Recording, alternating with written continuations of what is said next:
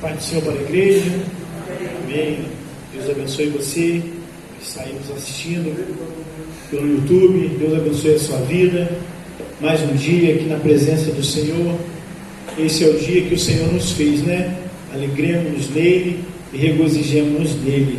Aleluia. Depois de um dia, uma tarde, uma noite que se iniciou, nós estamos aqui de volta para louvar, adorar, engrandecer o nome do Senhor, agradecer a Ele pelos livramentos, agradecer a Ele por tudo que Ele fez durante esse dia, mesmo que talvez as notícias não tenham sido muito favoráveis, mesmo que o mar esteja bravio sobre as nossas vidas, mas nós servimos aquele que acalma o mar, aquele que nos dá vitória, aquele que é o bálsamo para as nossas vidas, aquele que nos ajuda nos momentos de fraqueza, de dificuldade. Esse é o nosso Deus, esse é o nosso Senhor, e nele nós estamos guardados, escondidos no esconderijo do Altíssimo, né? O choro ele pode durar uma noite, mas a alegria ela vem pela manhã, graças a Deus, aleluia. Vamos orar ao Senhor.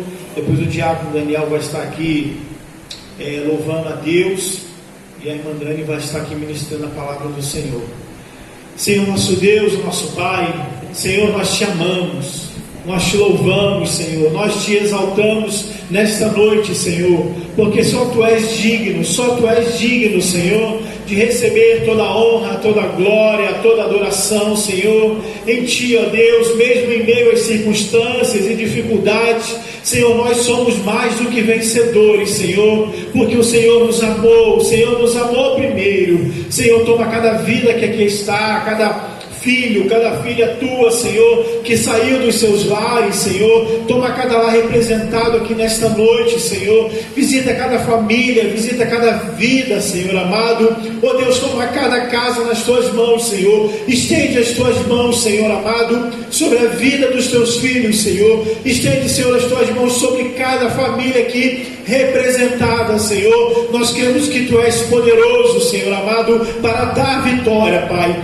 Toma o primeiro lugar, Senhor, neste culto, Senhor. Tudo que viermos a fazer aqui, que seja para a Tua honra, para a Tua glória, para o Teu louvor, Senhor amado, porque para nós nada mais importa a não ser louvar, adorar, glorificar ao Teu nome, que é sobre todo nome, Senhor. Ó Deus, nome que os demônios têm que bater em retirada, Senhor amado. Ó Deus, em Teu nome, Senhor amado, nós proclamamos vitória, cura, Senhor. Ó Deus, sobre a vida dos Teus filhos, sobre a vida daqueles que estão nesse momento assistindo, Senhor, YouTube, ó Deus, através do YouTube, o culto, Senhor, de ensino. Pai, toma as nossas vidas nas Tuas mãos, toma o Brasil, toma os estados, toma, Senhor, Minas Gerais, Rio Pomba nas Tuas mãos, ó Pai. Toma essa cidade nas Tuas mãos, ó Pai. Essa cidade, ela é Tua, Senhor. Salva, liberta, transforma, Deus querido, esta cidade, ó Pai. Deus, nós louvamos o Teu nome, Senhor. Toma a nossa igreja, Pai, abençoe, ó Deus, a nossa portaria, Senhor, os irmãos que estão trabalhando aqui nessa noite, ó Deus, o ministério da Tua igreja, o pastor da igreja, toma nas Tuas mãos, ó Pai. Nós louvamos o Teu nome, recebe o nosso louvor, a nossa adoração, em nome de Jesus, amém.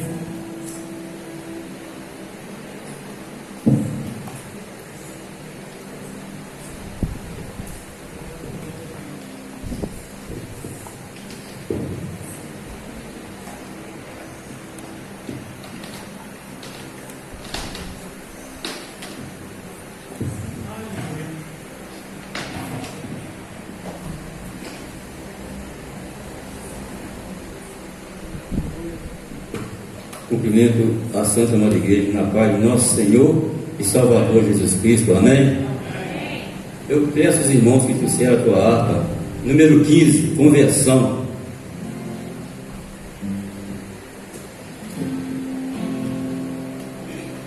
Ó, com cego andei e perdido vaguei, longe, longe do meu Salvador. Mas do céu Ele desceu e seu sangue verteu para salvar um tão pobre pecador. Foi na cruz onde um dia eu vi meu pecado castigado em Jesus. Foi ali pela fé que os olhos abri e agora me alegro em sua luz. Eu ouvia falar dessa graça sem par que do céu trouxe o nosso Jesus, mas eu surdo me fiz, converter-me não quis ao Senhor que por mim morreu na cruz. Foi na cruz, onde um dia eu vi meu pecado castigado em Jesus. Foi ali pela fé que os olhos abri e agora me alegro em sua luz. Mas um dia senti meu pecado e vi sobre minha espada da lei. Apressado fugi, em Jesus me escondi e abrigo seguro nele achei.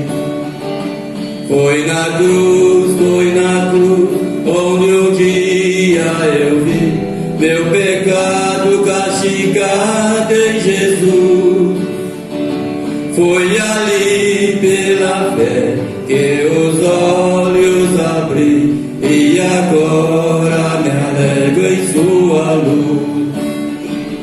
Com ditoso então este meu coração, conhecendo o excelso amor que levou meu Jesus a sofrer lá na cruz para salvar ao tão pobre pecador.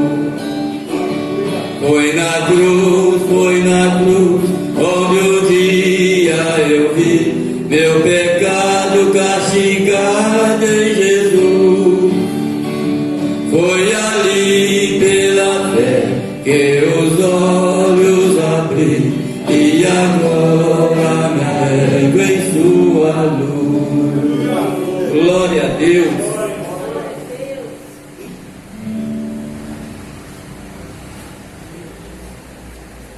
A formosa Jerusalém 26.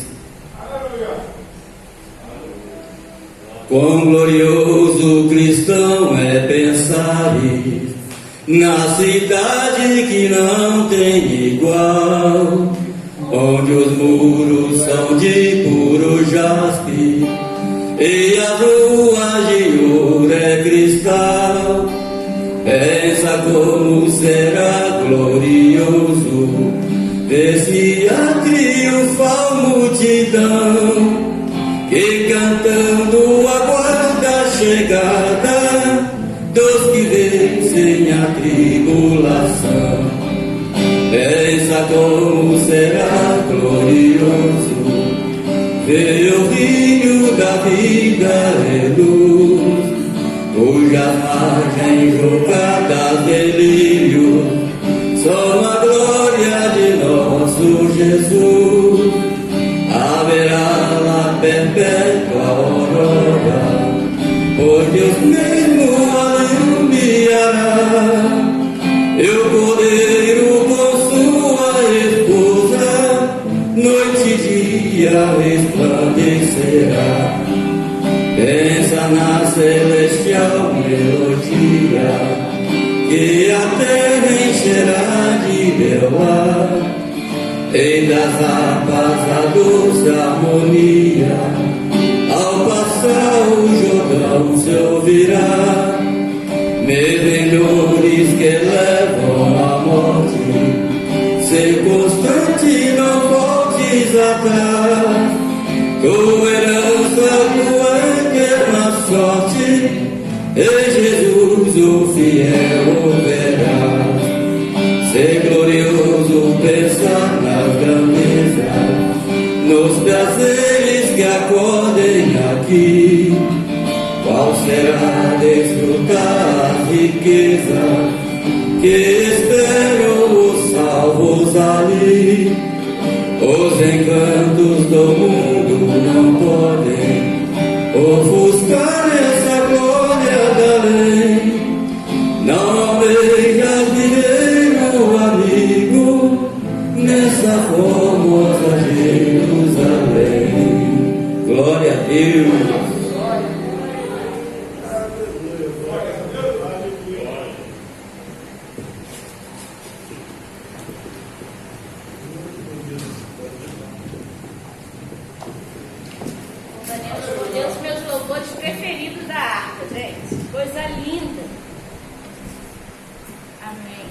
Glória a Deus. Esses louvores são tão lindos que enchem a nossa alma de alegria, né? A paz do Senhor para a igreja, a paz do Senhor para aqueles que estão nos ouvindo pelo YouTube.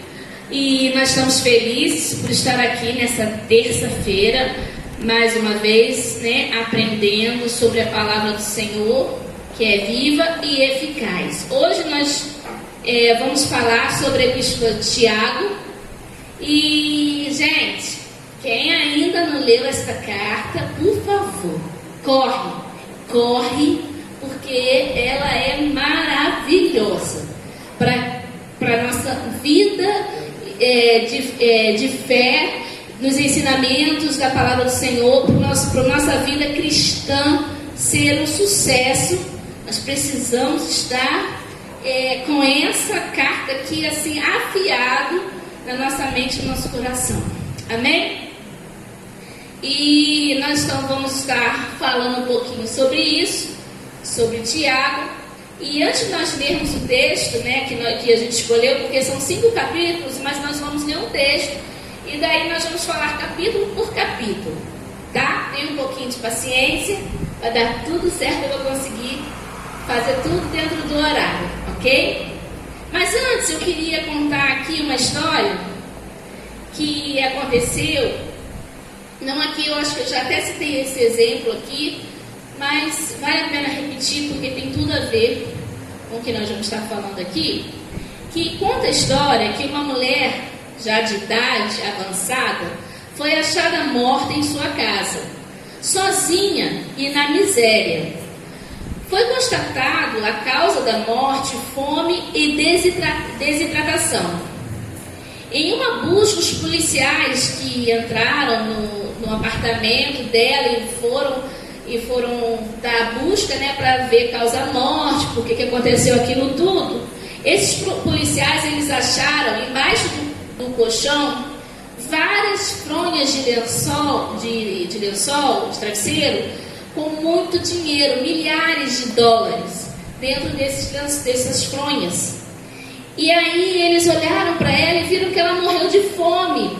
E o estado da sua casa era de pura miséria. E por que você está começando a falar sobre isso?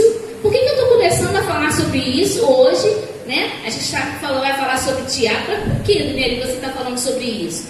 Eu estou falando sobre isso porque a palavra de Deus também é um grande tesouro. Como aquela mulher que morreu na miséria e tinha um grande tesouro embaixo do colchão, nós também, muitas das vezes, estamos mortos ou morrendo porque temos um grande tesouro nas nossas mãos, presente dado por Deus, e nós não usufruímos desse tesouro. E acabamos morrendo de inanição porque nós não usufruímos desse tesouro. E que tesouro é esse? É a palavra do Senhor, que nos alimenta, que nos guia e que nos faz caminhar neste mundo tenebroso. E essa mulher, ela morreu não porque ela não tinha dinheiro, mas ela morreu porque ela não sabia usufruir dos bens que ela tinha. E nós, muitas vezes, não sabemos usufruir daquilo que Deus fala. Sabe por quê? Porque nós somos ouvintes, nós sentamos e ouvimos, mas nós não praticamos. E a prática da palavra, ela é tão importante para as nossas vidas, quanto a nossa salvação, quanto a nossa profissão de fé. Quando nós falamos, eu creio em Deus, eu tenho fé em Deus, mas se eu não pratico essa fé, o que adianta eu só falar? Se na hora da tribulação eu me desmoreço, Se na hora das angústias eu quero me voltar contra Deus, do que adianta eu ser um discípulo se eu não sigo os ensinamentos do meu mestre? Então, hoje nós vamos ter o entendimento que não somente ouvintes, mas praticantes da palavra do Senhor. Isso é vital para a vida do crente. É muito importante. Amém, irmão? Só para a gente começar aqui, ver como o negócio vai ficar meio puxadinho. Tem uns chicotes assim nesse livro, né? Tem umas puxadinhas de orelha, mas eu vou bater devagarzinho, vou bater suave. Tá bom? Não sou eu, é a palavra. Fique claro aqui. Ok? Vamos lá. O texto de Tiago que nós escolhemos para dar como texto base, né? Está lá em Tiago, capítulo 1, versículo 22 ao 25. Nós vamos ler aqui, e é justamente sobre isso que nós falamos, de sermos não somente ouvintes, mas praticantes, tá? Diz assim: sejam praticantes da palavra. Essa versão é a versão NVI, então ela pode estar divergindo um pouco da sua versão, tá? Mas o contexto é o mesmo. Sejam praticantes da palavra e não apenas ouvintes, enganando-se, sejam praticantes da palavra e não apenas ouvintes, enganando-se a si mesmos. Aquele que ouve a palavra, mas não a põe em prática, é semelhante a um homem que olha a sua face no espelho e depois de olhar para si mesmo, sai e logo esquece a sua aparência. Mas o homem que observa atentamente a lei perfeita, que traz a liberdade, e persevera na prática dessa lei, não esquecendo o que ouviu, mas praticando-a, será feliz naquilo que fizer. Olha só que interessante o exemplo que o autor dá aqui para aquele que ouve e não pratica. É como se você olhasse para o espelho, visse sua imagem e você virasse as costas e não lembrasse mais do que você é. Olha só que coisa impressionante, né? Então, nós temos que ouvir e praticar. Amém? A primeira... Vamos passar aqui? Sem o passador. Aqui nesse início, nós vamos entender que o autor... Só virar um pouquinho aqui, irmãos, para não poder ler por aqui, para não estar virando toda hora. O prefácio, né, o início desse texto, lá em Tiago 1, já dá mais ou menos uma ideia para a gente de quem é o autor, né? Embora há uma discussão teológica, porque nós temos vários Tiagos sendo falado, porque Tiago era um nome muito comum, porque Tiago no hebraico vinha do Jacó, então Jacó era um nome muito comum para eles. E o Tiago, a gente vai ver vários Tiagos. Tiago, filho de Zebedeu, Tiago, filho de Alfeu, e vários Tiagos. Ai, que ótimo. Tá vendo, gente? Que isso aí? Fica triste não, tá? Vai orando que Jesus abençoa. Aí, nós vemos vários Tiagos que, dentro da Bíblia. Então, assim, esse autor, a gente vai dar como que se ele fosse o Tiago, irmão de Jesus. Então, nós vamos dar, como a maioria dos estudiosos, dos teólogos concluíram isso, então nós vamos seguir essa linha de pensamento. Claro que você vai ouvir, vai ler textos que de repente vai fugir, vai falar, não, mas não foi Tiago, porque Tiago era irmão de Jesus, então ele era um carpinteiro, como que ele podia ter tanta cultura? Porque os textos, eles são muito cultos, de um hebraico muito rudimentar, muito sofisticado. Então, assim, o texto vai dar um pouquinho a entender que quem escreveu era uma pessoa muito culta, muito inteligente, muito letrada. E há essa tendência a entender que Tiago, irmão de Jesus, não era tão letrado assim. Então, eles têm essa divergência da autoria. Mas, para mim, o que pouco importa, o que importa é o contexto e aquilo que ela vai trazer para a minha vida em si hoje, né? Eu penso assim, que a gente tem que aproveitar e ruminar, né, aquilo que a Bíblia tem e botar aquilo em prática, mas assim, sem se preocupar com certas coisas que não vão assim, dizer nada para acrescentar em nada nem tirar, tá? Então nós temos aqui, mas quem era esse Tiago, né? O Novo Testamento, ele tem 3 personagens bem conhecidos por esse nome. Tiago, irmão João, filho de Zebedeu, que eu falei aqui, que era um dos 12, mas a gente tira porque ele morreu bem assim, cedo, né? Tiago, filho de Alfeu, também um dos 12, chamado Tiago Menor. Tiago, um dos irmãos de Jesus, que ele é citado lá em João, capítulo 7, versículo 2 e 5, que diz assim: como ainda incrédulos na festa do tabernáculos, 6 meses antes da crucificação, porque esse Tiago estava, quando Jesus morreu, o que acontece, irmãos? Lembra que Jesus, ele não tinha tanto apoio da família. A família dele ainda era incrédula. Até mesmo após, durante a sua morte, eles ficaram muito chocados. Porque assim, a gente está em casa, né? Dentro das paredes, a gente fala uma coisa, faz uma coisa, e as pessoas ficam assim: nossa, você é crente? Deus fala assim com você? Os próprios da nossa casa, né? Brincam, falam coisas assim. Mas aí, Jesus sofreu isso também. Olha só que Tiago vivenciou toda a experiência com Jesus. E ele ainda desacreditava de Jesus.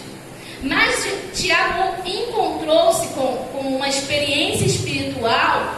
E ele, com a crucificação de Cristo, Tiago teve uma conversão verdadeira. Tanto é que ele era um daqueles que estavam lá no tabernáculo e que vivenciaram o Pentecoste, lá de Atos 2.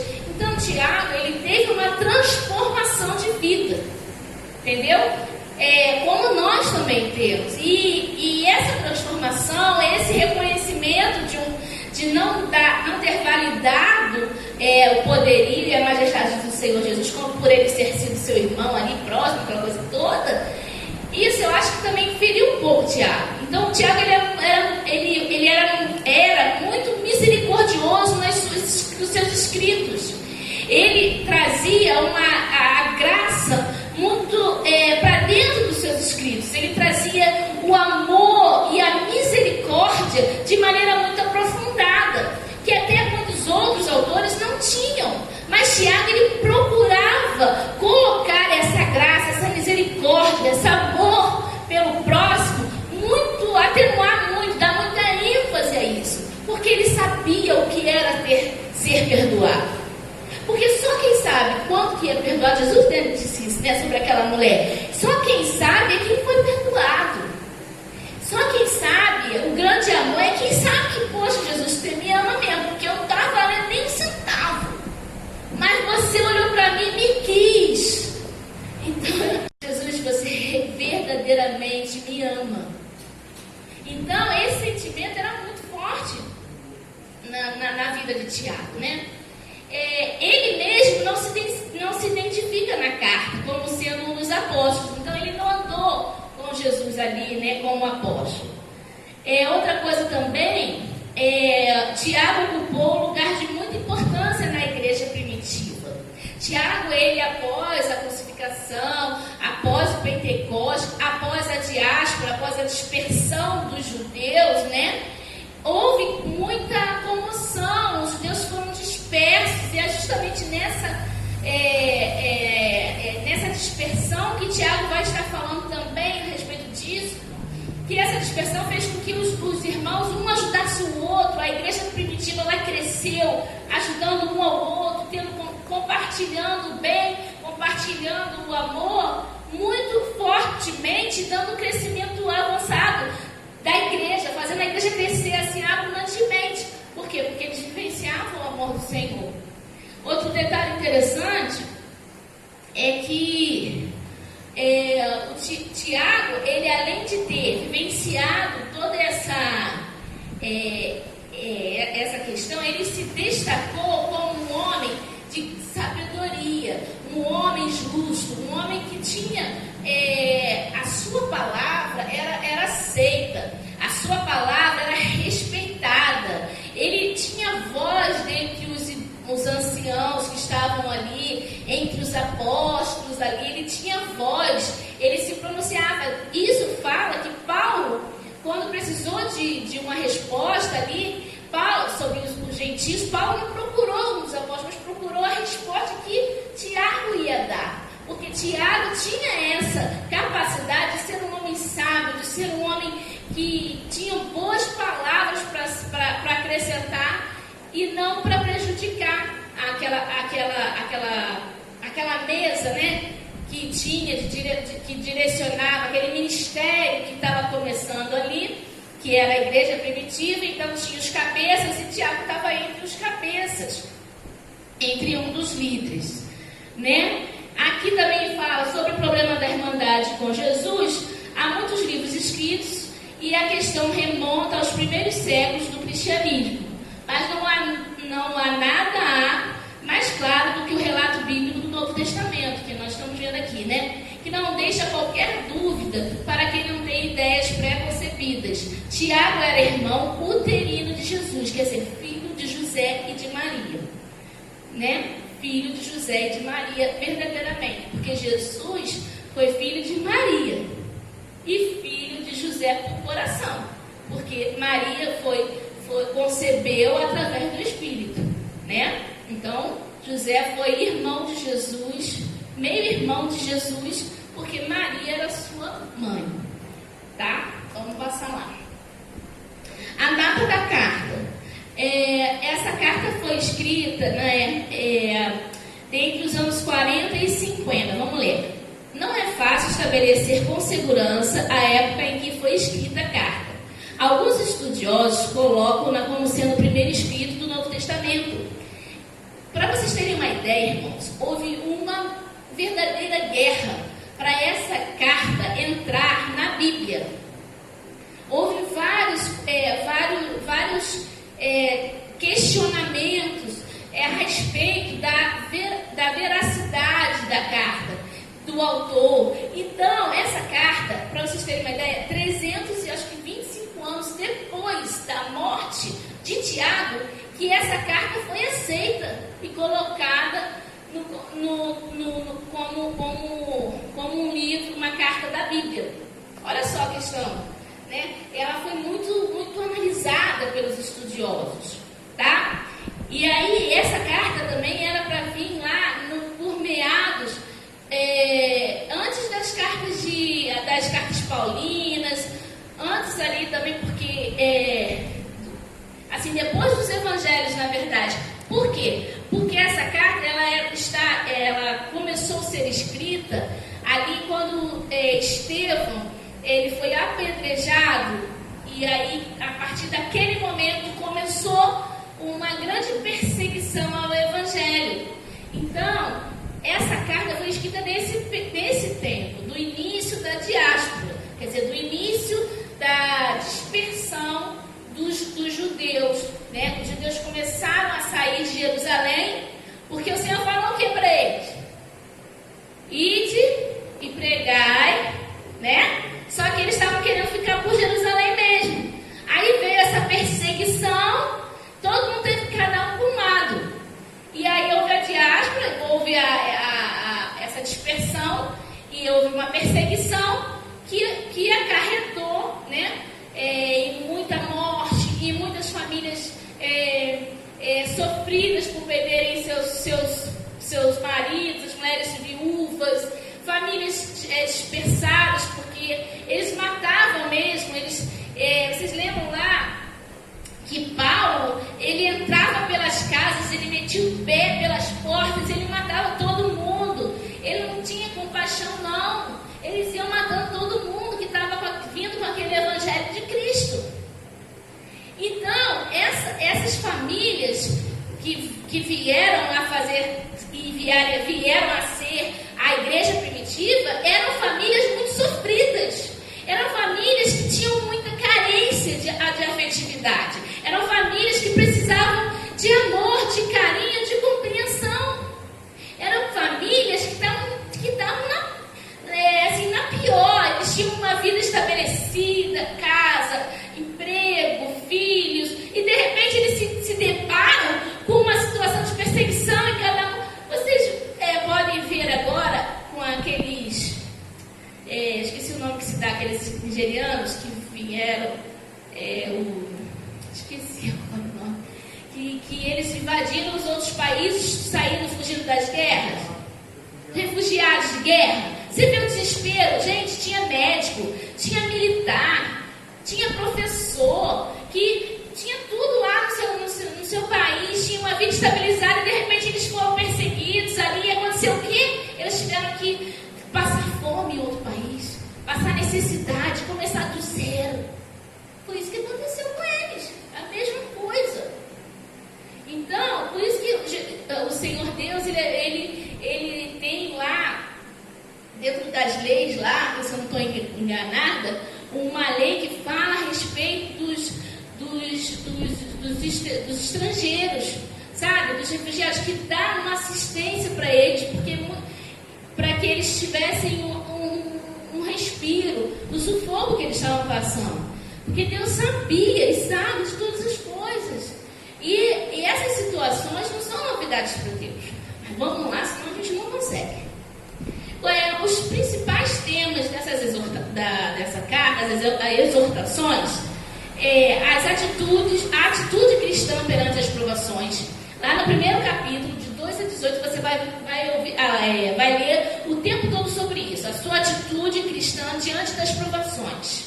Como é que você reage às provações? Como é que você se depara com aquilo, né?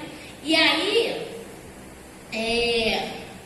você vai ver também do 19, capítulo 1, do 19 ao versículo 27, você vai ver como você pôr em prática aquilo, como você vivenciar verdadeiramente aquilo de maneira prática. Aí depois, lá no capítulo 2, você vai ler a respeito da caridade para com todos. Porque Tiago, ele dentro dessa realidade, desse contexto histórico de igreja perseguida, de igreja se refugiando em outros lugares, ele vai falar muito sobre o nosso amor ao próximo, sobre a caridade para com todos, sobre não sermos engrandecidos pelas nossas próprias riquezas, mas sabermos amar e dividir aquilo que nós temos. Então, Tiago, ele vai falar muito a respeito disso. Ele vai falar sobre a fé com as obras, falar que a fé ela é necessária para a vida cristã, e assim como a fé, as obras, porque as obras são a manifestação de que você realmente tem fé. Então, se você não tem fé, mas não tem boas obras, você está dizendo, tipo, o que você tem? Só de bom filho? Você não pratica. Entendeu? A relação que ele faz? Se você tem fé, você pratica boas obras. Se você diz que tem fé, mas não pratica boas obras, quer dizer que você é ouvinte, mas não é praticante da palavra. Entende? E depois vai falar o domínio da língua. Essa sim, bate doído mesmo. Essa pega pesado mesmo na gente, né? Que a gente tem que dominar a nossa língua. E aí a gente vai falar um pouquinho sobre isso. E depois vai falar a verdadeira sabedoria. O que é a verdadeira sabedoria? A origem das discórdias, evitar a presunção, a advertência aos ricos e as exortações finais, tá? Então é esse contexto que nós vamos falar. Para quem foi destinado essa carta? Ela foi destinada às 12 tribos da dispersão. Por quê? Porque foi destinada àquelas tribos, aos judeus que estavam dispersos, mas não somente aos judeus cristãos, a todos os judeus. Ele não tinha aquela coisa de falar somente para os da casa, só para os cristãos, mas ele se preocupava também com os judeus que ainda estavam sem conhecer a Cristo, tá? Simbolicamente, o nome de 12 tribos. O que parece mais provável, por causa da maneira judaica de Tiago escrever, é que ele tenha escrito para os judeus que se haviam convertido ao cristianismo. Mas parece também que o autor se preocupava com os judeus não cristãos, nós já falamos. O propósito da carta é encaminhar os seus leitores à prática dos princípios da nova fé. É corrigir os maus costumes em que muitos haviam caído deles. Com efeito, né? Falando sistematicamente. É um ensaio sobre o cristianismo aplicado, devido à formação tradicional dos leitores a que destinavam. Porque muitos dos leitores eram judeus arraigados dentro do judaísmo. Então ele teve que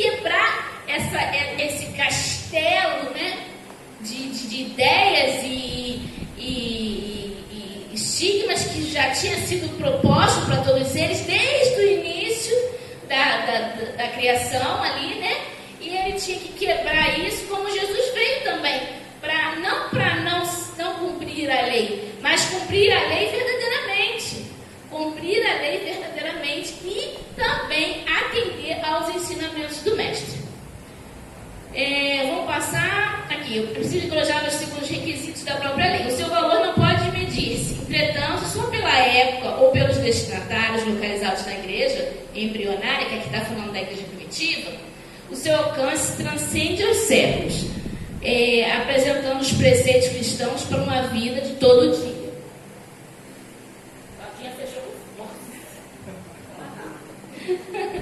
Obrigada.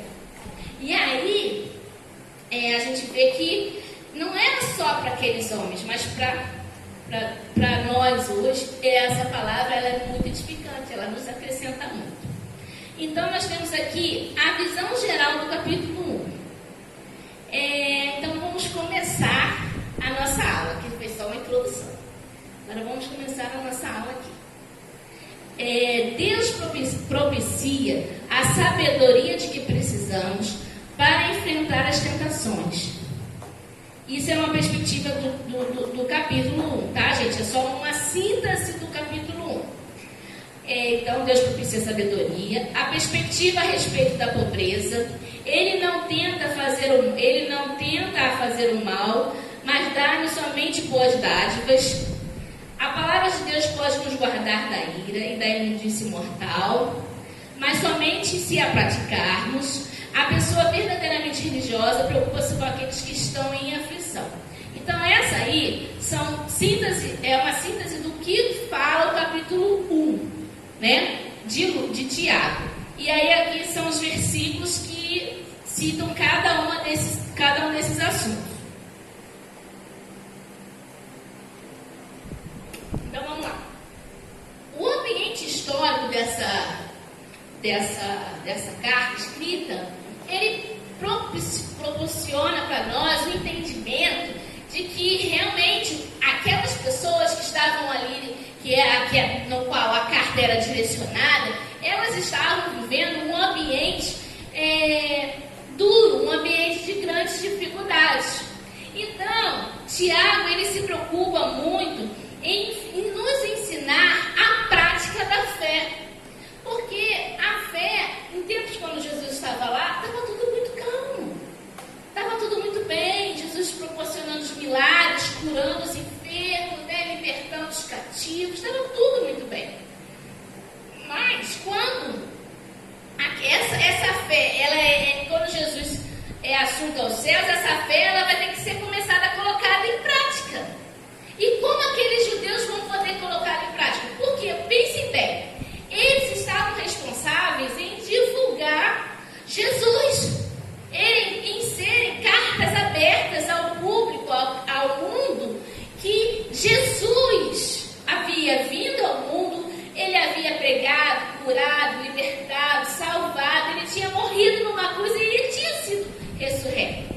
Então eles tinham que colocar esse amor de Jesus na prática. Eles tinham que mostrar numa vivência, na vida cotidiana deles. Então, por isso que a igreja primitiva foi tão incentivada a praticar a divisão de bens, a ajuda ao próximo, a praticar as boas obras. Por quê? Porque eles estavam começando ali uma história. E essa história só poderia ser concluída através de uma vida de prática. Vocês vão ver que lá no final, no capítulo 4, acho, ou 3, vai falar sobre os mestres, sobre aquele que ensina. Que aquele que ensina, às vezes as pessoas falam assim, meu Deus, queria ser assim, queria ter esse... Mas a pessoa não tem a menor noção da responsabilidade e do puxão que é isso. Porque para você subir e ensinar, você tem que vivenciar. Por que muitas coisas caem no descrédito? Porque muitas vezes nós vemos pessoas ensinando o que elas não vivem. E isso faz o quê? Faz com que a palavra caia no descrédito. Não é você que cai no descrédito, mas é aquilo que você ensina. Ele está aí o Senhor puxa a orelha mesmo, assim, chama a responsabilidade daqueles que são mestres, aqueles que foram chamados para isso. Porque Ele exige que eles, além de ensinar, além de aprender para ensinar, também tenham um comportamento de vida e prática de fé. Então, por isso que a igreja ali, eles tinham que haver a prática de fé, né? Eles tinham que colocar a vida deles numa prática. Você vê que eles tinham essa dificuldade. Não, se você está devendo, então nós vamos juntar aqui para pagar a sua dívida, e você vai retornar a sua família, e você vai começar do zero, você vai tentar, e aí você vai... Eles tinham essa prática, eles tinham essa preocupação, né? A gente também tem que ver, botando para os nossos dias, como que nós reagimos a isso, né? A gente tem às vezes um coração mole para algumas coisas, mas também a gente não pode ter um coração endurecido. Às vezes a gente fica lá em casa, a gente fica rindo com meu pai, nossa, não vai enganar nada dessa na rua. Eu já pedi nas coisas. E a gente fala assim, pai, endurece o coração, pai. Mas a gente, ele é assim, faz parte dele, ele está certo, a gente que está errado. Mas tem gente que vive tanta coisa, a gente vê tanta maldade, que a gente fala assim, não é possível isso aí não. Aí tá abusando da minha bondade. Mas a gente tem que ter esse coração doador mesmo, sabe? E aí essa carta de Tiago, ela vem nos lembrar que realmente a gente tem que ter nosso coração doador, não importa, assim, sabe? O que vai ser feito. O importante é a gente manter esse amor ao próximo em alto nível, porque quem é galardoador é o Senhor, entendeu? Assim, por mais que a gente acabe às vezes se perdendo, mas quem é o galardoador é o Senhor. E vou te falar que Ele nunca, mas nunca, Ele vai olhar para você e vai negar algo que Ele negar algo a você. Se é para Ele te dar, Ele vai te dar. Se é para Ele fazer, Ele vai fazer. E sempre é abundante, sabe? Isso é fato, tá? Então nós vimos o contexto histórico, né? Outra coisa também, que Ele pede que sejamos alegres, mesmo em meio à perseguição. E isso é interessante, porque como aquele povo podia cantar louvores, podia se alegrar na presença do Senhor, se eles estavam vendo tanta dor, se eles estavam vendo tanto sofrimento, como que eles podiam? E aí a gente traz para os nossos dias e a gente vem com esse ensinamento, que mesmo em meio às dificuldades, nós temos que adorar.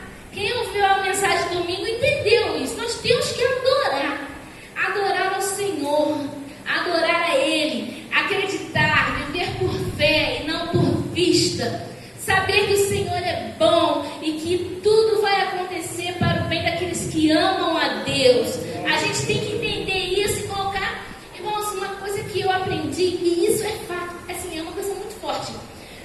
Você passa pelas tribulações da vida, mas quando você começa a profetizar a palavra, gente, aquilo te dá uma força. Jesus está doendo, mas o Senhor é bom. Não, eu sirvo a um Deus verdadeiro. Todas as coisas concorrem para o bem daquele que teme ao Senhor. O Senhor é minha rocha, é o meu rochedo, é o meu seguro. Eu vou estar aqui seguro embaixo das suas asas. Aí começa a citar um salmo, começa a citar um texto, você começa, aquilo te dá um fôlego, aquilo te dá uma certeza de que a sua fé não está estabelecida na vontade do homem, mas ela está estabelecida em Deus. Eu digo isso não só por palavras, mas por experiência e por estar passando por situações de dificuldade e saber que Deus é maior, que mesmo querendo chorar, a gente vai rir e vai celebrar o Senhor, porque Ele é grande, porque a sua misericórdia dura para sempre, porque Ele é benigno, porque Ele é o Deus Emanuel, Ele é o Deus conosco, porque nada vai faltar. Assim, irmãos, é assim que nós vivemos. E isso a gente só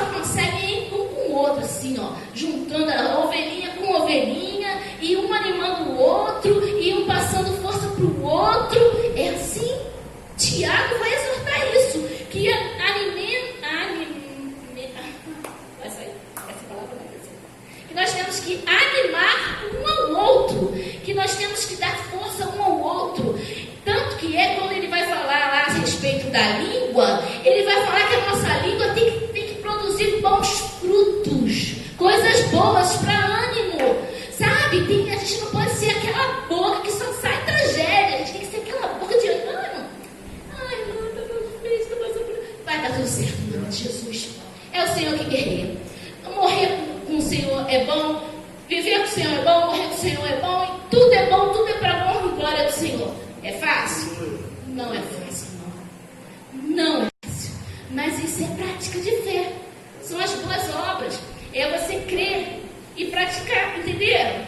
Porque só crer, só saber que, só dizer, só falar da boca para fora que eu tenho fé, e na hora da angústia, na hora da necessidade, ou na hora da alegria, ou na hora da riqueza, a gente não praticar as boas obras, não vai ter sentido. Entendeu, irmãos? Isso é muito forte. Isso é muito interessante. Outra coisa está lá no capítulo 1 ainda, né? No versículo 5 a 8, que fala sobre a sabedoria, né? Aí ele fala que para a gente pedir, porque Deus não cobra da sabedoria.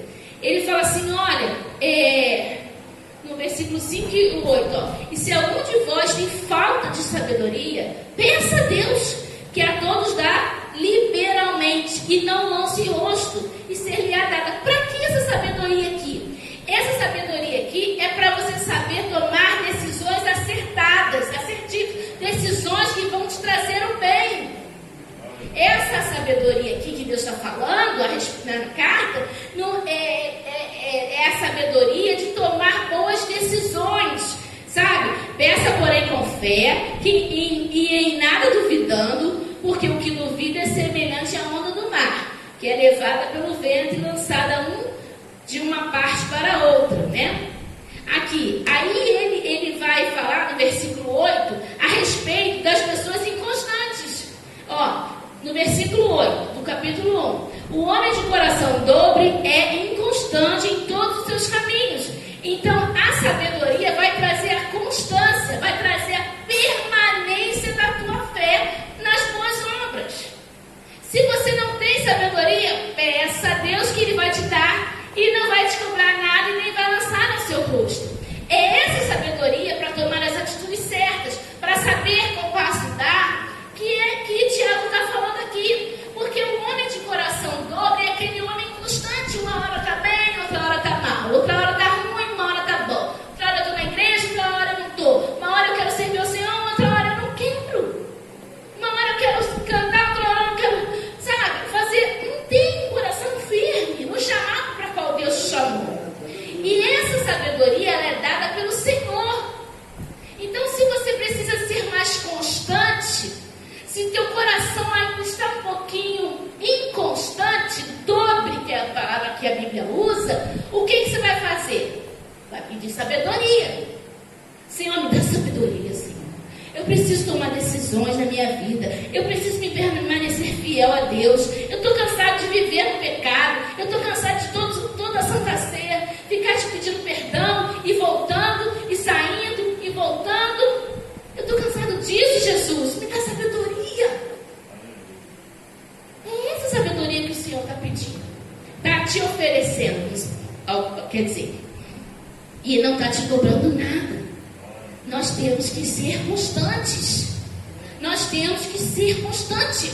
Gente, o que a igreja hoje, né, brasileira, eu acho que posso até dizer mundial, a igreja em geral hoje, o que falta nela é sabedoria e constância. É um entra e sai, não quero mais, eu quero, agora não quero, agora eu quero. Sabe por quê? É o hedonismo. O que é isso, Dani? É o amor a mim mesmo. Os cultos têm que ser para mim, o louvor tem que ser para mim, o pão que eu sei tem que ser para mim, aquilo que o pastor prega tem que ser para mim. É tudo para mim, para mim, para mim, para mim. E a gente está aqui para adorar o Senhor. Entendam bem. E essa inconstância está levando a homem para o inferno. E sabe o que é pior, irmãos? Essa inconstância leva a que o mundo olhe para nós e não tenha firmeza. Porque se nós, que temos a Cristo, estamos molhando, empenho inconstante, o mundo vai olhar para nós e falar assim, eu não quero isso aqui não. Por que esse cara não decide? Se Jesus é bom mesmo, se Jesus é maravilhoso mesmo, por que ele não decide a vida? Por que esse cara fica vivendo assim? Está entendendo a profundidade e a consequência da minha falta de sabedoria? Por isso que Tiago vai falar o tempo inteiro sobre isso, tá? Capítulo 1, versículo 13. Deus a ninguém tenta. Vamos lá? Ó, aqui. Ninguém sendo tentado, diga de Deus sou tentado. Porque Deus não pode ser tentado pelo mal. E a ninguém tenta. Não vem dizer que você está passando pela aprovação que foi Deus que colocou, não, porque não foi. Não foi. Não foi. Foi você que buscou com seus próprios pés. O homem tem a síndrome de Adão. Sempre ele vai falar, foi a Eva que o Senhor me deu. Sempre ele vai usar essa expressão. Mas não, foi eu mesmo. Porque se nós olharmos para dentro de nós mesmos, meus irmãos, nós vamos ver as nossas falhas. A gente tem um montão de dedo na mão para apontar aqui para todo mundo. Mas se nós olharmos para dentro, se nós fizermos lá como o pastor citou, ou foi alguém que citou aqui, né, que falou sobre o texto que a gente lê na ceia de Coríntios 11, 2 Coríntios 11, que fala, se nós formos examinar a nós mesmos, a gente vai olhar um bocado de coisinha podre dentro da gente. Um bocado de sentimentos e emoções que não condiz com aquilo que Deus é. E aí a gente sempre vai apontar para o outro, mas a gente tem que lembrar que nós também somos falhos, que nós também erramos. E que se fosse a gente nessa situação, qual atitude tomaríamos? Então, a gente tem que ter essa preocupação, tá? Vamos lá, senão eu não consigo. Outra coisa. O capítulo 1, versículo 19. Essa aí é um pouquinho de chicote, ó. Portanto, meus amados irmãos, porque aqui já começa a falar. Então, Tiago já pega na língua. Ele não consegue ficar só no capítulo 3, não, sabe? Ele já começa no capítulo 1, pegando firme na língua. Ele já sabe que a língua tem pano para manga para falar. Então, ele já começa no 1 e vai pro 3, e aí vai quase que acho que os capítulos todos. Mas aí no 19 diz assim, ó. Portanto, meus amados irmãos, todo homem seja pronto a ouvir. Deixa eu ver se eu botei. Vou chegar no 2 agora. Prontos a ouvir, tardio para falar, tardio para irar-se, porque a ira do homem não opera a justiça de Deus. Aí a gente vai lembrar que Deus deu o quê? Quantos ouvidos? Quantos? Olha assim, ó. Olha assim com a mãozinha, ó. 2 ouvidinhos, né? Ó. Pra gente ouvir bastante. E quantas bocas? E pra gente fazer o quê? Amém. E nós mulheres, né? Não sei, a gente tá reclamando. Ó, nós mulheres, minha filha, a gente e a gente fala pra caramba, né? Mas os homens não vêm não, que a gente sabe que homem fala muito também. Mas nós temos que, sermos tardios. Porque o muito falar, às vezes, traz problema. E aí, aqui, depois eu vou dar as dicas pra gente. No capítulo 3 tem mais diquinhas boas para quando a gente tá pensando em falar muito, tá? Vamos pro capítulo 2. A visão geral do capítulo 2. O favoritismo não combina com o amor ao próximo. Por causa da sua própria natureza, a fé deve se expressar em obras. Uma fé sem obras é morta e inútil. A gente já falou muito sobre isso, então eu vou só dar uma leve passada aqui, tá? Uma coisa importante que a gente tem que entender dentro desse capítulo é que nós, logo no início, no primeiro versículo, você vai ver que Tiago, ele nos recomenda não fazermos acepção de pessoas. E aqui no texto, ele está combatendo muito as diferenças de rico e pobre. Eu sei que isso existe, mas eu queria tocar num outro ponto que eu acho muito importante para a igreja de hoje. Além dessa questão do rico e do pobre, a gente também tem que se preocupar em como a gente recebe as outras pessoas diferentes. Porque hoje a igreja, ela está com as portas abertas para receber um tanto de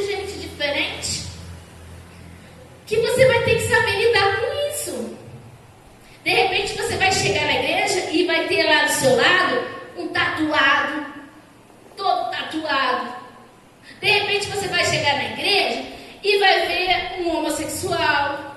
De repente você vai chegar na igreja e vai ver um motoqueiro, um skatista, não sei, essas tantas tribos que nós temos aí. Qual vai ser a nossa reação? Às vezes vai chegar na igreja um ricaço da cidade. Qual vai ser a nossa reação? A gente vai... E pro indigente da rua a gente vai... é pouquinho, nossa. Como é que a gente vai reagir quando entra uma pessoa que tá lá, mas que não se veste da forma que a gente se veste? Ai, nossa, misericórdia, olha dessa mulher. Misericórdia, Jesus, misericórdia, Jesus. Fecha o olho, marido. A gente tem que parar de usar de farisaísmo dentro da igreja. Porque a gente está aqui com a porta aberta para receber todo mundo. É verdade. Porque Jesus veio para todos. Jesus exemplifica isso.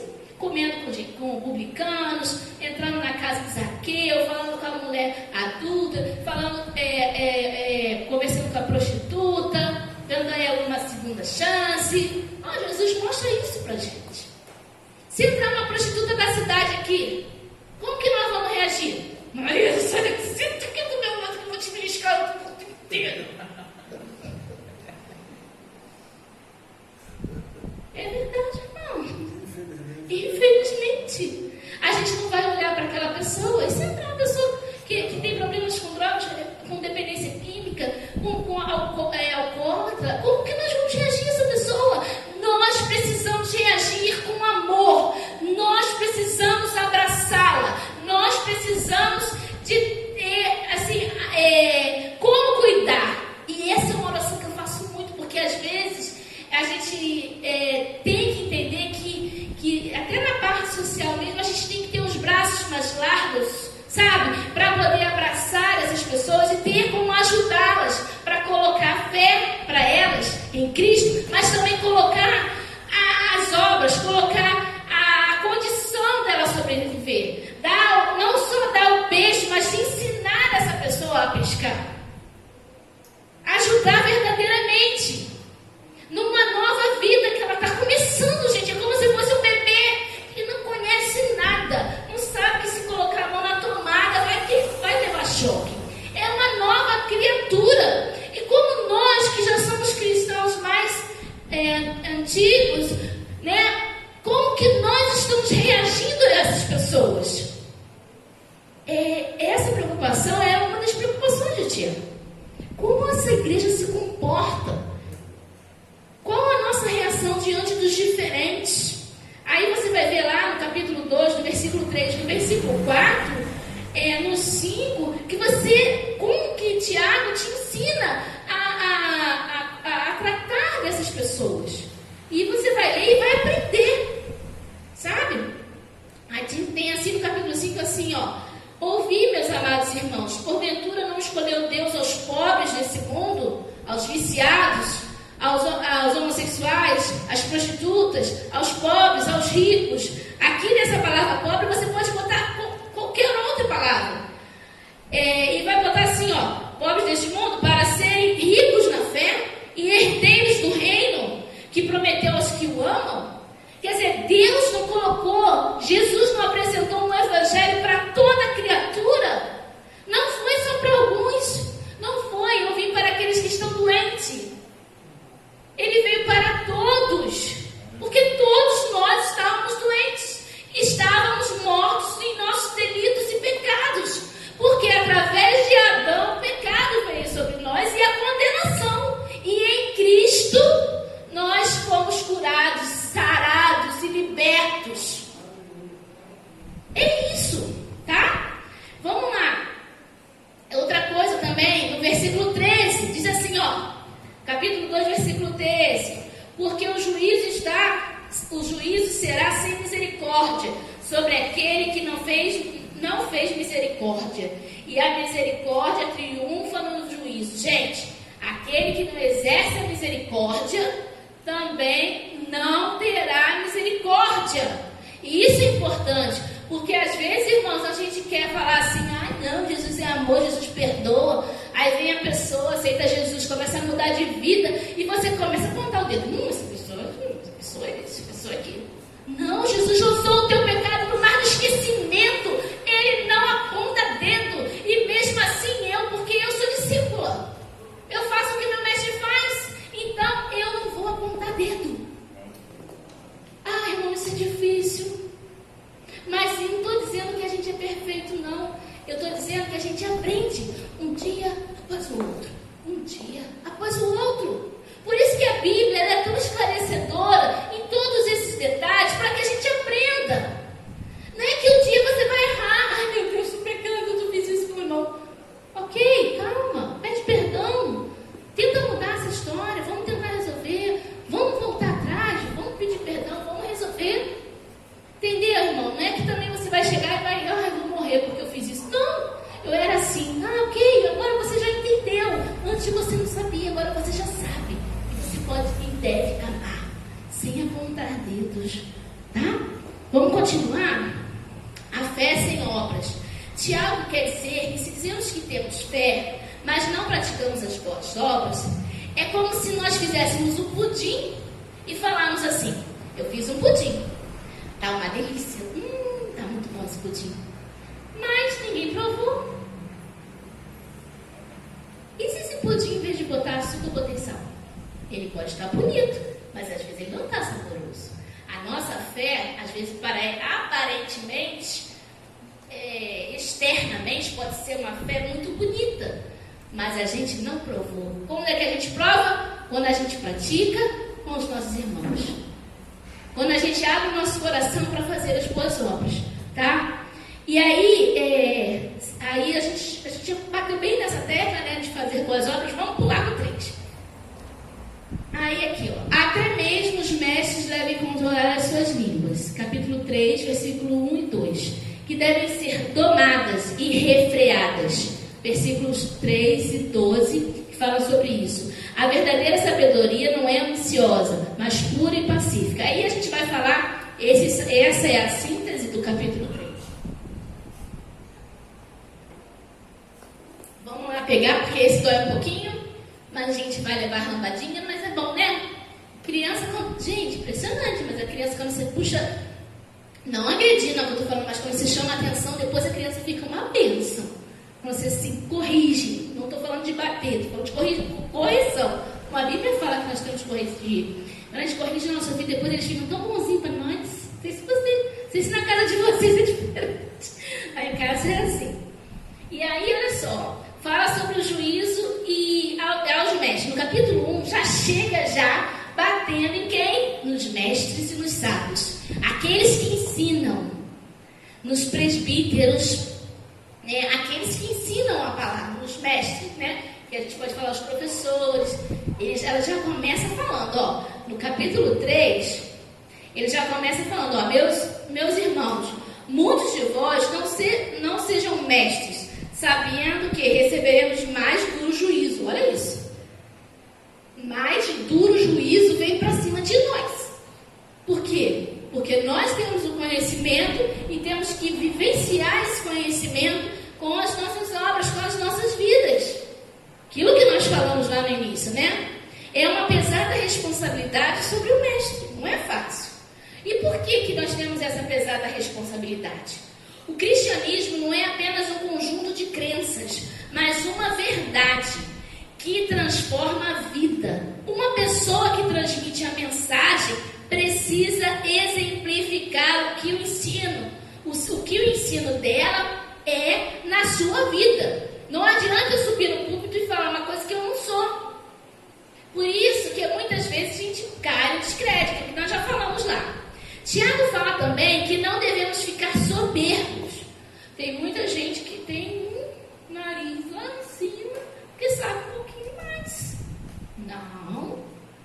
Pelo contrário, nós devemos ser. Quem sabe mais, não sabe nada. Porque na Bíblia a gente nunca sabe tudo. Então quem ousa dizer que sabe alguma coisa, que sabe muito, daí você já tira que sabe bem pouco. Porque nós temos que ter o entendimento que a gente está sempre aprendendo. Ou você acha que é fácil subir aqui e trazer esse ensino? Você acha que saiu tudo da minha cabeça? cabeça. Não, eu sentei de manhã e fui pegar, e fui estudar, e fui ler. Peguei livro, peguei Bíblia, peguei outra Bíblia, peguei comentário e fui estudar. A mesma coisa vocês, que têm a mesma oportunidade que eu. Porque hoje ninguém pode falar que não tem oportunidade de ter boas Bíblias, porque se você buscar no Google, dá o Google que você vai ter a Bíblia que você quiser. Todas as versões, o comentário que você quiser. Entendeu? Mesmo que você não tenha ela física, você tem ela lá. No seu celular, no seu computador em casa, ou numa lan house, você tem a possibilidade. Então ninguém fale, eu não sei porque eu... Não, tem como, tá? Mas isso não é questão de soberba. Isso é questão da gente entender que a gente nada sabe. E que pra gente subir aqui, a gente tem que subir aqui, ó, sentindo o fardo e o peso da responsabilidade.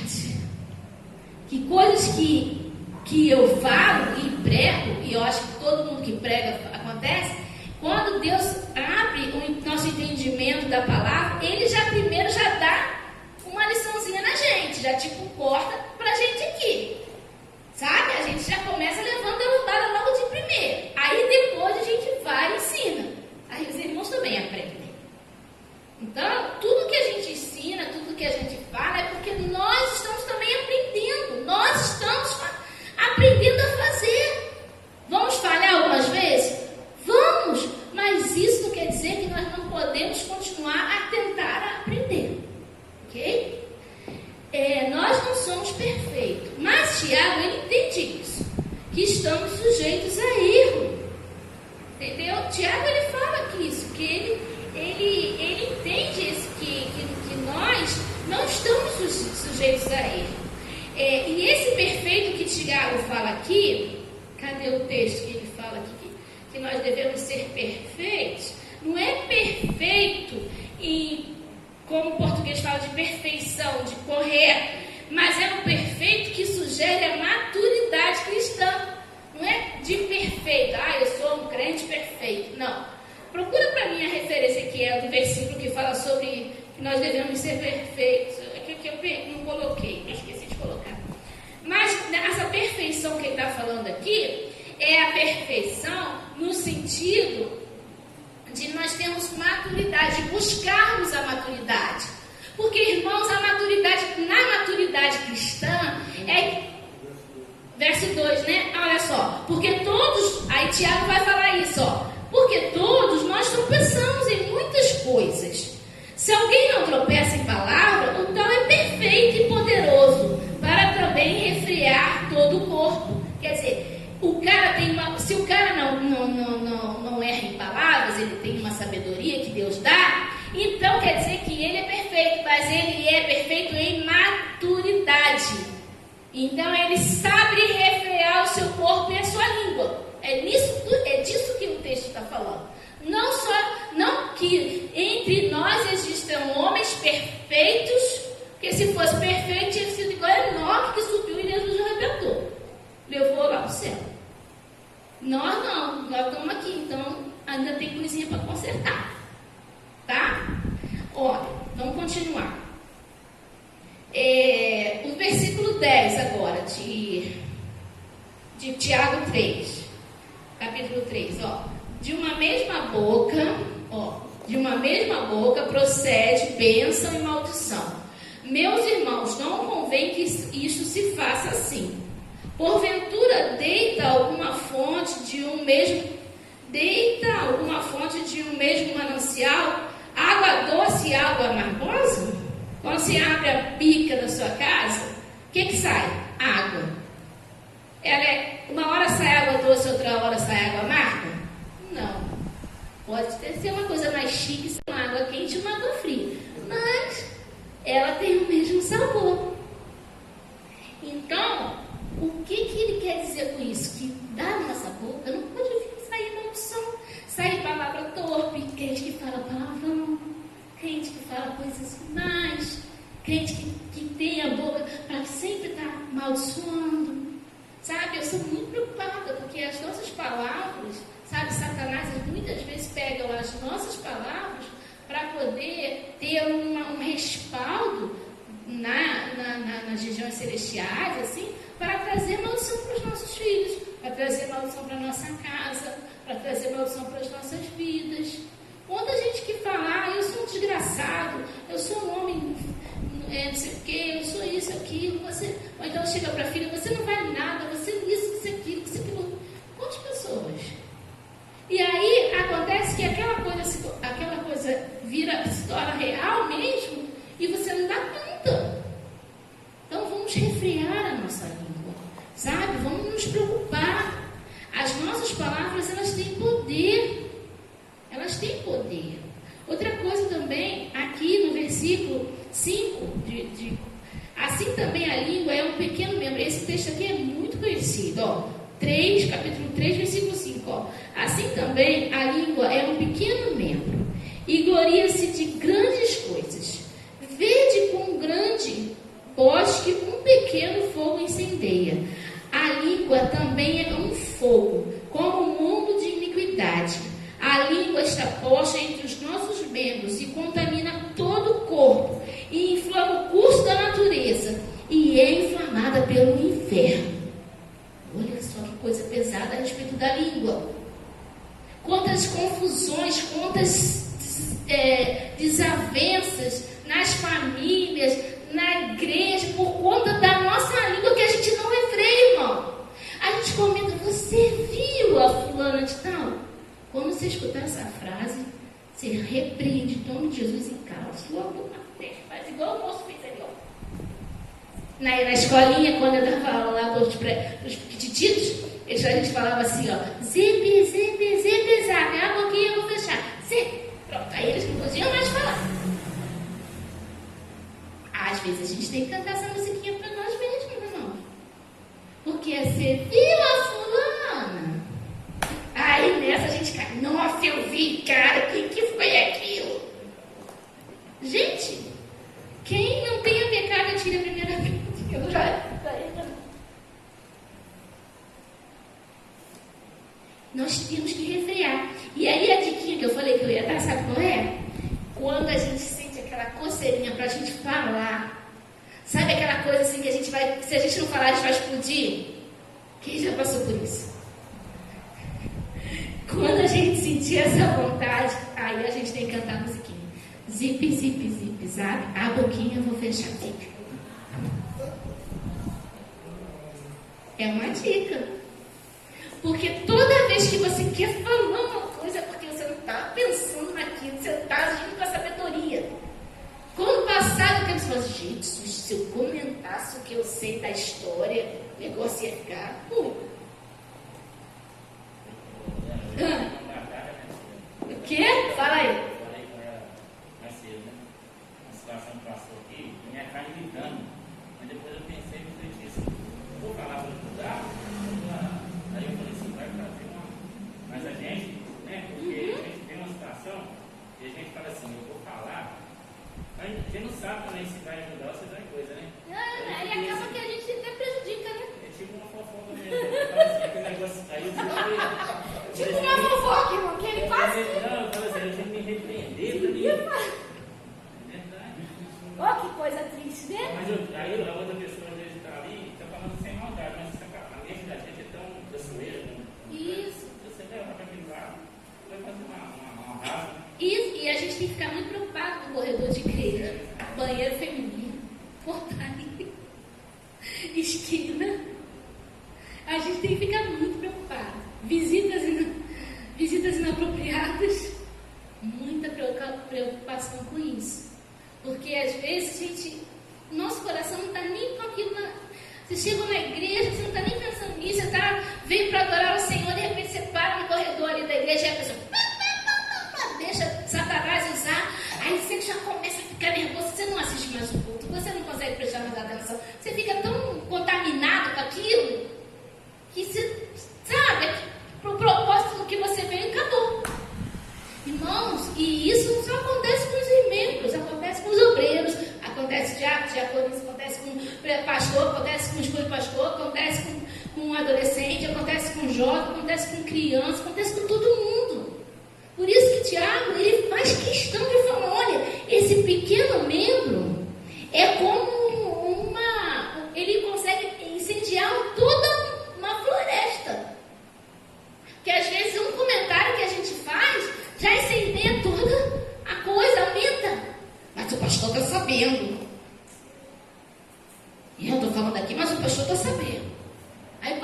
sabendo de nada, está bobo na história.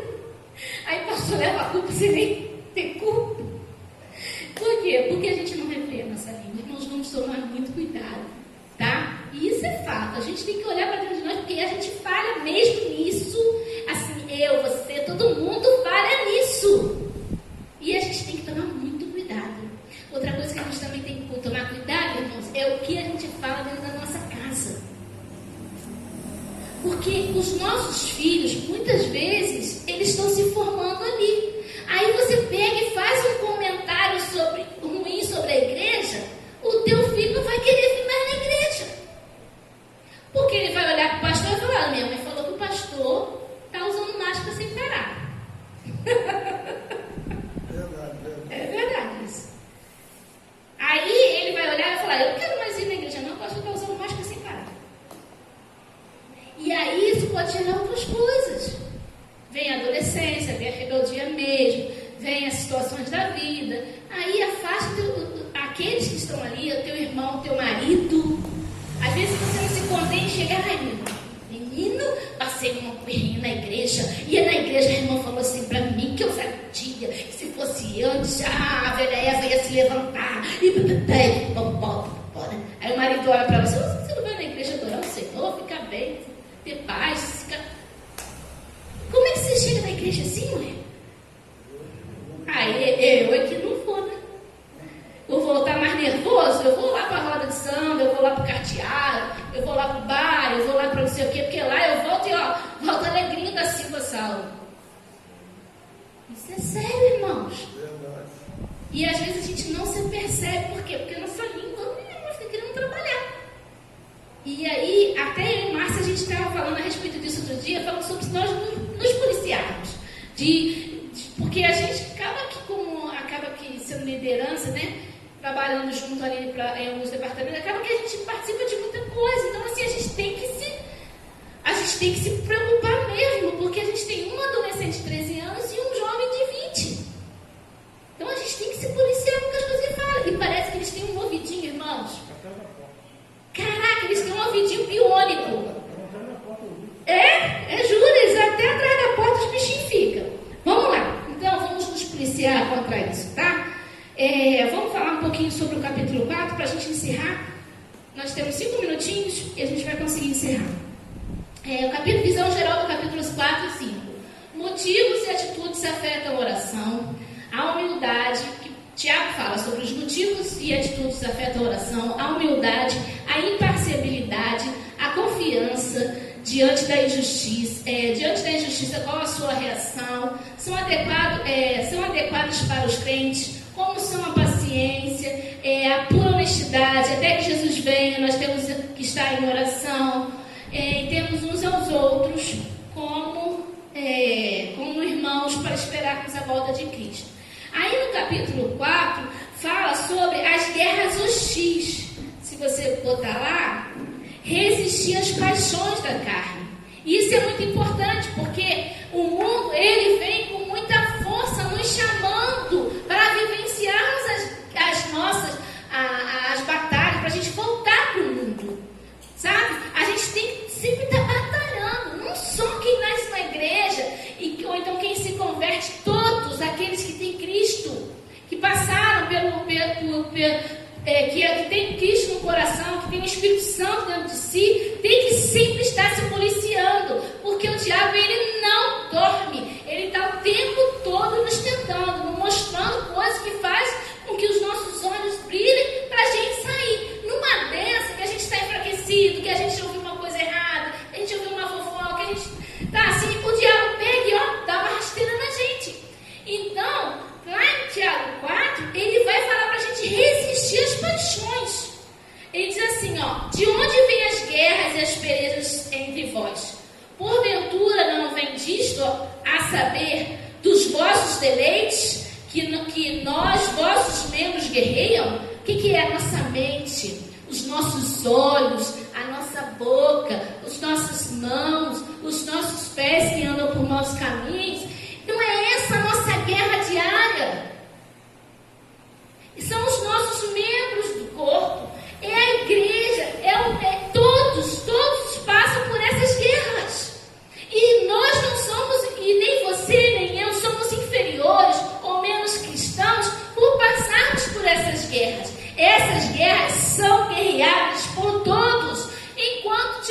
aqui neste mundo, teremos aflições. Do pastor ao membro, todos passamos por essas guerras. Todos nós temos que nos policiar, todos nós temos que guerrear, todos nós temos que nos refrear, todos nós temos que buscar a palavra, buscar a oração, fazer os devocionais, estar com a palavra na nossa mente, no nosso coração mesmo, profetizar a palavra para vencer essas guerras. E é interessante porque só assim, cobiçais e nada tendes, matais e sois invejosos e nada podeis alcançar, combateis e guerreais e nada tendes, porque não pedis. Pedis e não recebeis, porque pedis mal, para o gastar em vossos deleites. Quantas vezes nós queremos ter, para quê? É para abençoar? É para doar? Não, é para a gente se engrandecer. Quantas histórias nós temos de pessoas que falam, eu quero uma roça. Não vou nem olhar, senão ele vai achar que eu estou falando para ele. Eu quero uma roça. Aí vem a roça. Como tu vai fazer a obra do Senhor na roça? Na roça tem um monte de coisa para fazer, não tem, mocinho? Tem muito serviço lá na roça. Aí a gente tem que esperar aposentar mesmo, mas quando aposentar não quer dizer que a gente está velhinho, tem que aposentar não. Porque a obra do Senhor não para não. A obra, o nosso trabalho secular, ele tem um tempo. Mas a obra do Senhor não para não. A gente continua. E aí? Quantas vezes pede e não recebe por quê? Por que quer gastar nessas forças deles? Tô brincando, amor. Jesus vai te dar sua rocinha se você quiser, tá? Você quer, Jesus vai dar. Vai fazer o quê, né? Vamos esperar assim. Mas é assim, irmãos, nós temos que nos preocupar para não usar daquilo para o nosso próprio deleite. Devemos examinar nossas motivações para ver se elas estão dentro, em harmonia com aquilo que Deus quer para nós. Nossas motivações, nossas orações, nossos pedidos têm que estar em harmonia. O que adianta você pedir um carrão mega ultra se você não tem o dinheiro para pagar o IPVA do carro? É melhor você pegar o Fusquinha que você paga o IPVA. Nem existe, não estou falando assim, né? Quer dizer, dando exemplo. Quer dizer, a gente tem que pedir aquilo que a gente tem condições de ter. A gente tem que pedir aquilo que vai trazer bênção. Entendeu, irmãos? Vamos lá. Podemos também orar por aqueles que nos colocam como alvo. Olha só. Muitas pessoas, às vezes, aqui vai falar no capítulo 4, sobre o olhar invejoso. Muitas pessoas, às vezes, olham para nós e olham com inveja. E é muito difícil, às vezes, a gente olhar com misericórdia para essas pessoas. Porque elas não querem ser você. Elas querem ter você. Elas querem usufruir do que você tem de bom, de coisa. Mas quando elas vão ver e calçar o teu sapato, ela vai ver que o chumbo entrou. É difícil, não é fácil. A gente, Então a gente tem que ter muita paciência com isso, né? A gente tem que orar e botar essas pessoas como alvo da nossa oração. Porque é difícil? É difícil, mas nós precisamos fazer isso, aprender a fazer isso, né? É aqui, Cadê o 4, né? E aí, cobiçais, pedir não recebeis, porque eu gosto de leite, adúlteros, não sabeis que fazer. Outra coisa, a amizade. Aqui, esse texto aqui do capítulo 4. Adúlteros e adúlteras. Não sabeis vós que a amizade do mundo é inimizade contra Deus? Portanto, qualquer que quiser ser amigo do mundo constitui-se inimigo de Deus. Aí a gente entra numa discussão, porque muitas vezes a gente aprende que a gente não pode ter a amizade do mundo. Mas não é disso que o Tiago está falando aqui. A gente não pode amar e aceitar o que o mundo diz por certo. Nós não podemos. Eu até coloquei aqui, acima, próximo, Deus era tá. Nós não podemos amar aquilo que o mundo, perdi aqui. Aqui. Devemos examinar nossas motivações, devemos ter e entender o que ele está querendo dizer aqui é que eu não posso amar as coisas que o mundo ama. Eu posso concordar com essas leis loucas que a gente vê aí, às vezes, muitas vezes, no mundo e no nosso Brasil? Eu posso? Eu nem preciso citar, porque todo mundo sabe. Eu posso amar e concordar? Se você conversar com um jovem, com um adolescente hoje, eles entram cristão. Não estou falando de não crente, não. Estou falando de adolescente, jovem cristão. Eles entram numa guerra de discutir com você, dizendo que nós temos que respeitar, que nós temos que engolir, que nós temos que aceitar. E aí você acaba se tornando uma pessoa que quer afastar, né? Esqueci a expressão que usa aqui. Você acaba se tornando uma...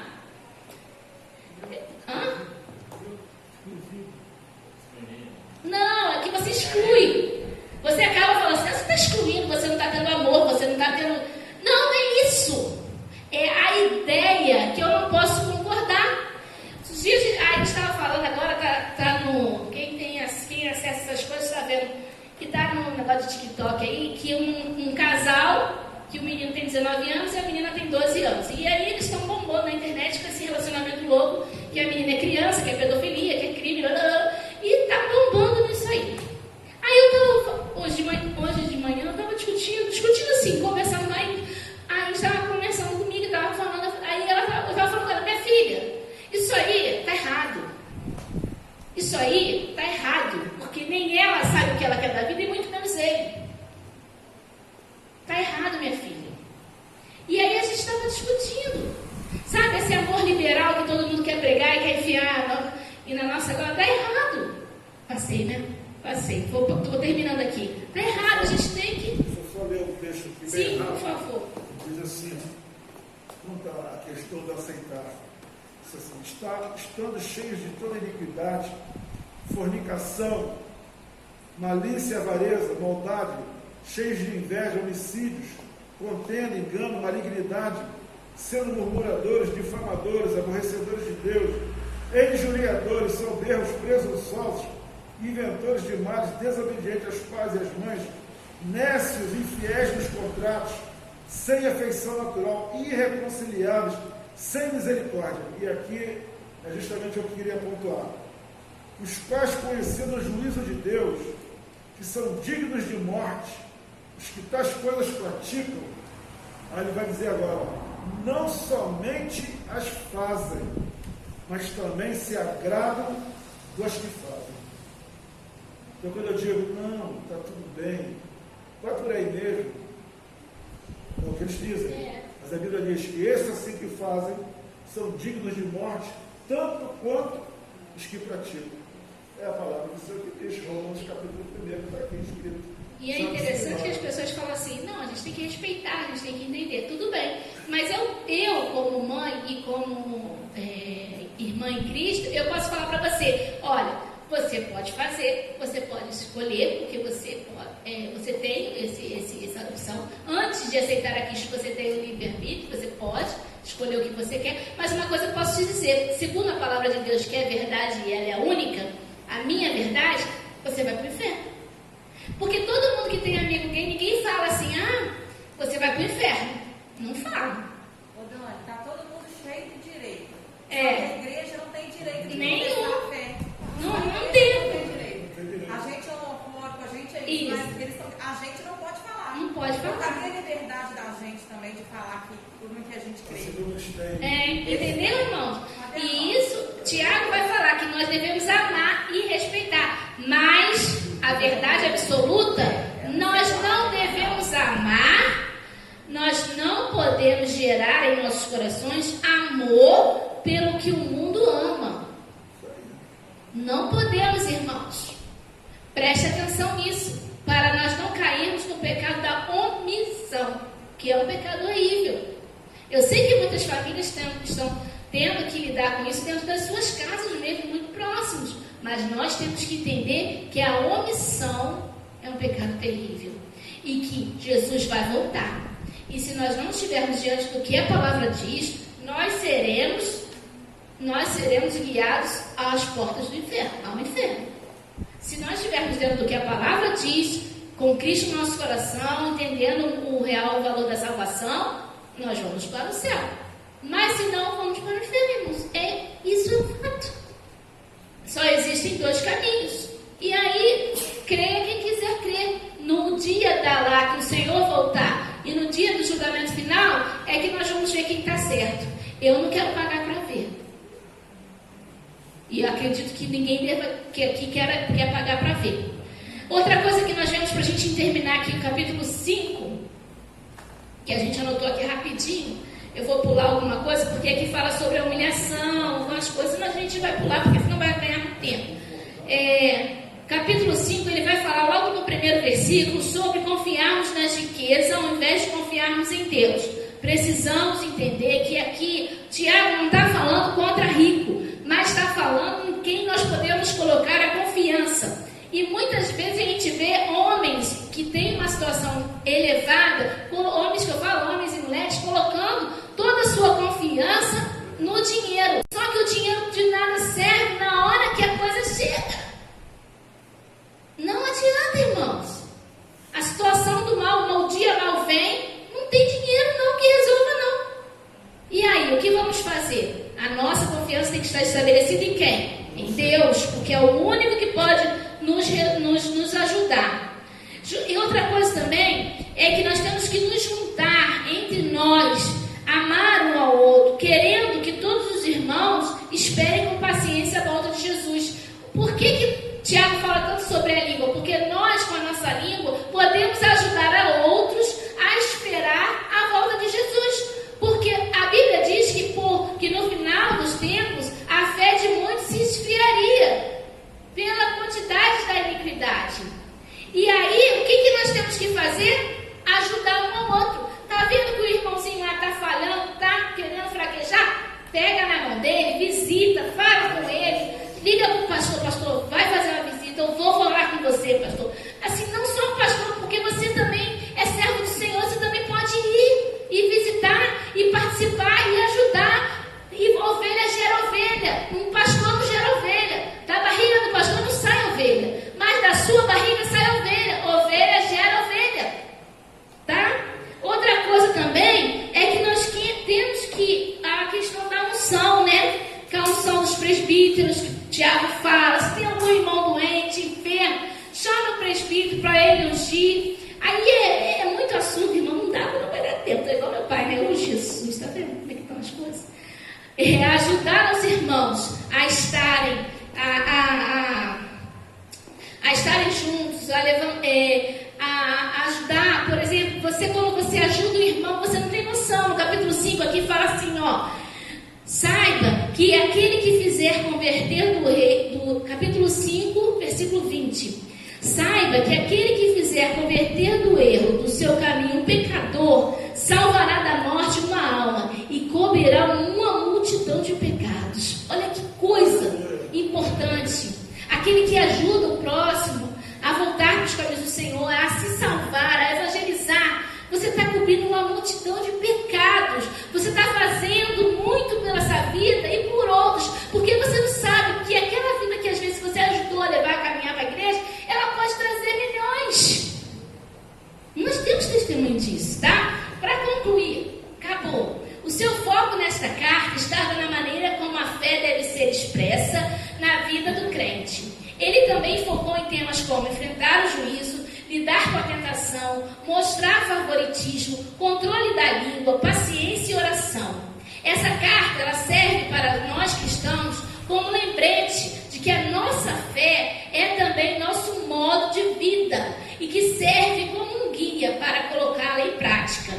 Tiago conclui sua carta com um exemplo final de humildade. Aquele que tem pecado precisa ser humilde para confessar os seus erros quando confrontado. E aquele que confronta também precisam ser humildes para que uma atitude de orgulho não afaste o seu irmão ainda mais. Que maravilhosos recursos Deus nos deu a uns e aos outros, enquanto esperamos juntos a vinda do Senhor nosso Deus. E para concluir, rapidinho, só para mim não ficar triste por causa das curiosidades que eu trouxe, irmãos, tenha paciência, só um minutinho. Está dizendo assim, As curiosidades dessa carta, ó, escrita nos primeiros séculos, afirma que Tiago morreu apedrejado e espancado por ser fiel ao Senhor Deus. Em toda a epístola, o nome de Jesus Cristo ocorre apenas 2 vezes, havendo uma possível referência a ele em Tiago 5, 7 e 8. Tiago era chamado de o justo. Era chamado também de joelho de camelo, pois seus joelhos tinham a pele calejada pelos longos períodos de oração. A carta de Tiago apresenta notável semelhança com os ensinamentos de Jesus, especialmente com o Sermão da Montanha. A carta foi escrita numa época em que a igreja ainda se encontrava dentro da esfera geral do judaísmo, antes de ter sido transformado num movimento religioso independente.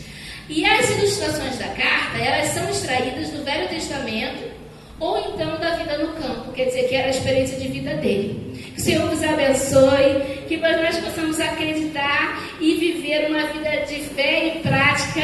Deus abençoe vocês, obrigado pela paciência, amém? Pai de amor, Deus bendito, nós te agradecemos, Senhor, pela tua palavra que foi aqui ministrada, Senhor amado. Ó Deus, que possamos, Senhor amado, crescer e aprender, Senhor. Ó Deus, e sermos, Senhor, crentes melhores, crentes maduros, Senhor, preparados, Senhor, experimentados em Ti, Senhor. Ó Deus, muito obrigado pela tua palavra, pelos louvores. Leva-nos em paz, Senhor. Nos dê uma noite abençoada, um sono reparador, ó Pai querido, em nome de Jesus, teu Filho. Amém e amém. E a graça de nosso Senhor Jesus Cristo, o amor de Deus nosso Pai e as doces consolações do Espírito Santo esteja sobre a igreja, desde agora e para todo sempre. A igreja diz amém, amém. Vai em paz. Deus te abençoe sua casa, sua família.